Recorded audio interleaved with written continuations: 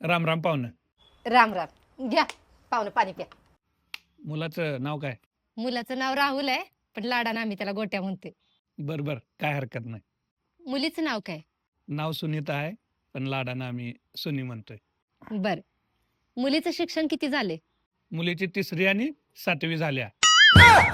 म्हणजे 3री पर्यंत गेली, शाळा बंद केली.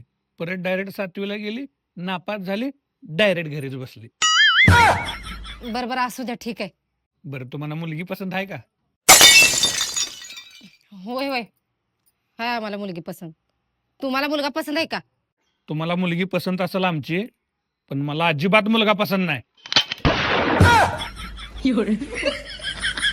दादा दादा पसंत नाही तर आधीच सांगायचा होतास. 20 रुपये बिस्लेरीसाठी कशाला खर्च केलास? ए उठतो, चल घरात भांडी घास.